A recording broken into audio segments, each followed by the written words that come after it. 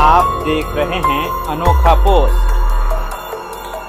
भूखमरी और बीमारी के डर से पैदल ही गांवों को लौट आने वाले मजदूर वापस ट्रेनों में बैठकर शहर चले गए।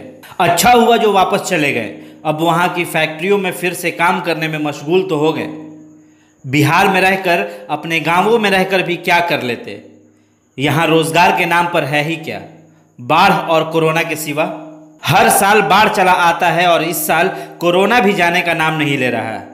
मिडिल क्लास आदमी तो यही नहीं समझ पा रहा है कि हम पैसे कहाँ से लाएं, खाना कैसे खाएं। खाना पक भी जा रहा है तो उसे खा लें या रात के लिए बचा लें, क्योंकि सिर्फ कमाई रुका है, खर्च नहीं। खर्च की तो बात ही मत कीजिए।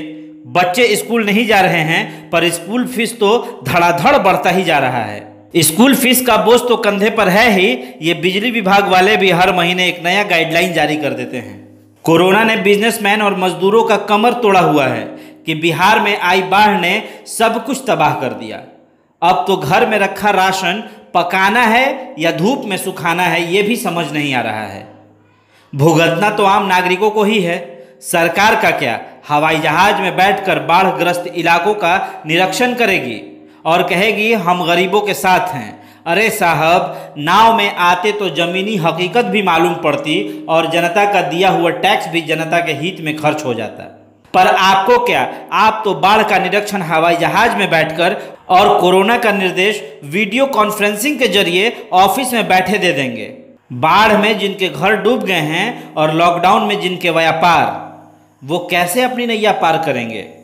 क्योंकि अभी तो बिहारियों को वोट करने भी जाना है, अपने जाति के नेताजी को जिताना भी है। तो कुछ लोग बाढ़ में घरों से बाहर भटकते रहेंगे और कुछ लोग कोरोना में घर से बाहर नहीं निकल पाएंगे, पर कमाई का टैक्स भी चुकाएंगे, बच्चों की स्कूल फीस भी, बिजली का बिल भी और हॉस्पिटल का खर्च भी उठा लेंगे।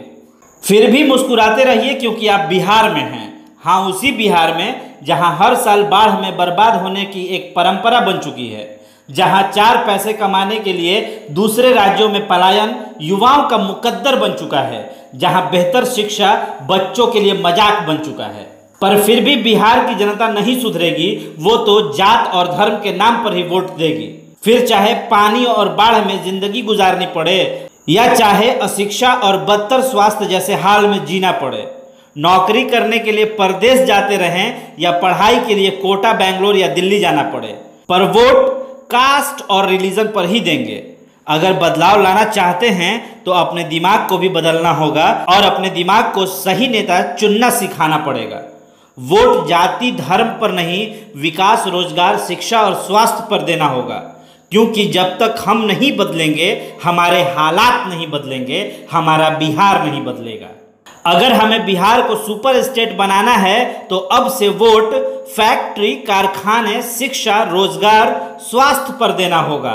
जो नेता ये सब करेगा वही बिहार के गद्दी पर बैठेगा और वही नायक होगा। क्योंकि बिहार के इतिहास पर कितना इतराएंगे, अब इतिहास पर नहीं भविष्य पर बतियाएंगे।